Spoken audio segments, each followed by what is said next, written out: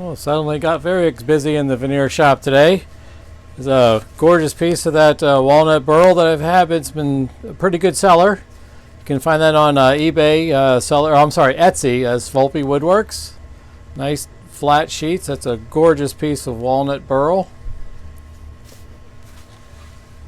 Santos rosewood, otherwise known as Palo Ferro. It's got a couple other trade names, but if you're a first-time veneer user and you want a good wood that looks like a high-end exotic wood, this is one you want to start with. This one it takes a polish well, finishes great, not a difficult wood to work with at all, has some gorgeous colors to it. Zercote, I'm sure there's another pronunciation of that, but that's what I've been calling it for years. But look at the wild figure with that. That's the last piece of this particular bundle I have with that high-end, that high contrast between it. But I got plenty more on my eBay store, ThinWoodandOldTools. Okay, this here, this is Japanese Tammo ash. You can find that on Etsy as Volpe Woodworks. That is one fine, nice-looking piece of ash. Gorgeous, gorgeous, gorgeous. Ribbon stripe sapele. Reminds you a lot of mahogany. I think it's kind of related to mahogany. It's not actually a direct mahogany tree, but it's in that vicinity. And again, if you're a first-time veneer user and you want something that's not too difficult to work with, sapele, in this case ribbon stripe sapele. Good wood to work with. You'll see pommel sapele and flats on and such, but they all work about the same. That's a good first-time veneer user wood. And here's quarter sawn walnut. It's a small bundle of I think 10 sheets on this particular lot here.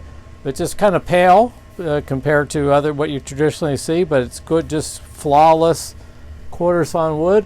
Again, you can, if you're looking for a good wood to start your veneer using, this case walnut. It's just one of those woods. It's just a jack of all trades type thing, and good wood for a first-time veneer user.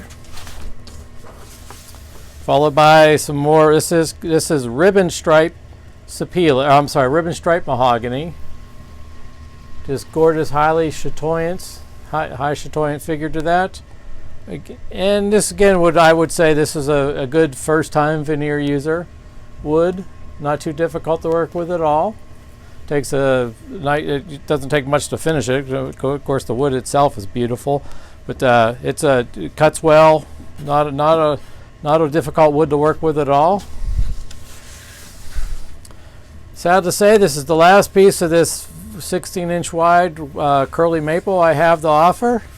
It's 16.5 by 22. I think a lot of the luthiers purchased the majority of it, but it's just a gorgeous, gorgeous wood. Look at that flame. I guess it's being advertised as flame maple, but it's just all over curl figure, side to side. Flawless wood. That would be a good wood also for a first-time veneer user, as long as you're using it as a straight up laying it onto something. If you're trying to finish it or whatever, it's a rather difficult wood to get the stain right or dye right. Here's another piece of full curl, side to side, curly maple. Another wood you can use if you're a first-time veneer user. Now this here's a different story. This is Zebrano or zebra wood.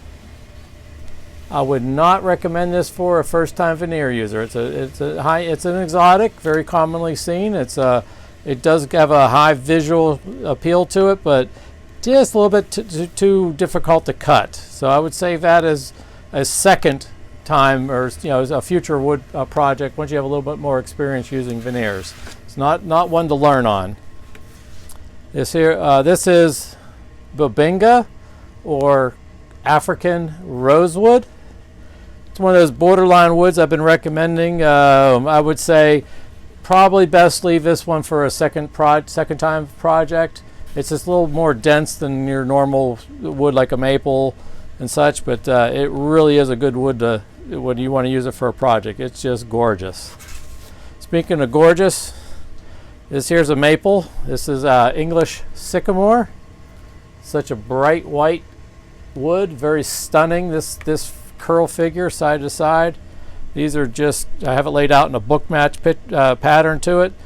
Good wood for a first-time veneer user. Very stunning. This one here, these sheets here are just exceptionally good-looking wood.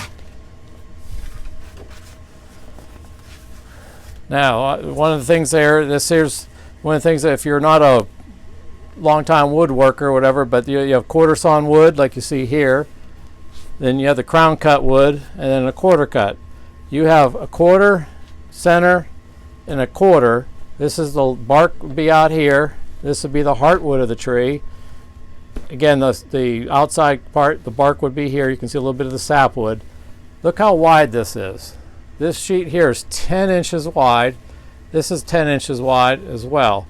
So you got a 30-inch wide single piece. And of course, I'm using a veneer from a separate product, but this particular bundle, that would be typical what you would see for a walnut log. Look how wide that would be. So from here to here, it would be over 30 inches. That is a very mature walnut tree to get a 10-inch quarter from it. So this is how you would see when it could slice off the log: bark, heart, bark. So you have a quarter, center section, another quarter. So this is the part that depends on your project. You want that nice horizontal or straight grain look to it. That's what you would get from every piece of every log that's cut, whether it's called a crown cut or a flat cut. You can cut this off separately, leave this part, and get another quarter out of it. So this was a very large tree to get a quarter sawn piece, 10 inches wide. This here is again using this as a sample sheet, but look at the figure on this particular one. Just gorgeous side to side.